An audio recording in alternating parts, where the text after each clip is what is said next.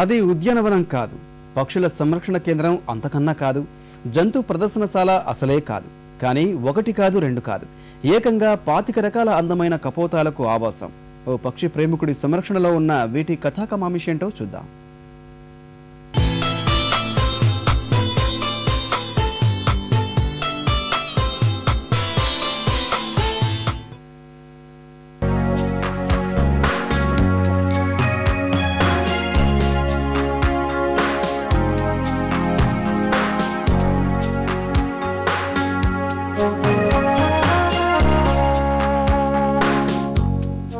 ఈ పావురాలను చూస్తుంటే ఎంతసేపైనా కళ్ళార్పకుండా వాటి కదలికల్ని గమనిస్తూ ఉండాలనిపిస్తుంది కాదు.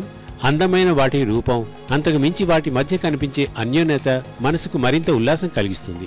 గుంటూరు జిల్లా ఈపూరు మండలం బొగ్గరం గ్రామంలో పావులేరి సాయిబాబు అనే ఔత్సాహికుడు 25 రకాల పక్షుల్ని పెంచుతున్నారు. దేశీయ రకాలతో పాటు ఖరీదైన విదేశీ జాతులకు చెందిన పావురాలను సంరక్షిస్తున్నారు. హోమర్ రకం పావురాళ్లకు కొద్దిపాటి శిక్షణ ఇస్తే అవి ఉత్తరాల్ని ఒకచోటు నుంచి మరో చోటకు తేలిగ్గా తీసుకెళ్తాయి. పూర్వం రాజుల కాలంలో ఈ పావురాలను వినియోగించేవారు.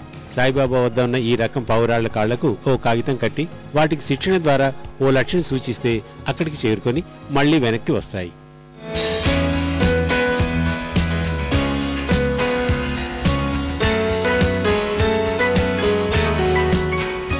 ఇవి కొద్దిపాటి ట్రైనింగ్ ఇస్తే కనీసం 200-300 కిలోమీటర్, 400 కిలోమీటర్లు, 500 కిలోమీటర్లు అయినా మళ్ళీ మనం తీసుకెళ్లి వదిలేస్తే మళ్ళీ మన ఇంటికి వచ్చే లక్షణం ఉందండి. వీటికి పందాలు కూడా జరుగుతాయండి. అంటే సర్టెన్ టైంలో రావాలన్నమాట. ఇన్ని అవర్స్ అని పెడతారు. చెన్నై నుంచి కనీసం 7 గంటలకు, 8 గంటలకు, 10 గంటలకు రావాలన్నట్టు టైం పెడతారండి. ఆ టైంలో వచ్చినాయి విన్ అయినట్లు అనమాట. రీసెంట్గా కూడా విజయవాడ నుంచి కావల్ దాకా వదిలేరండి.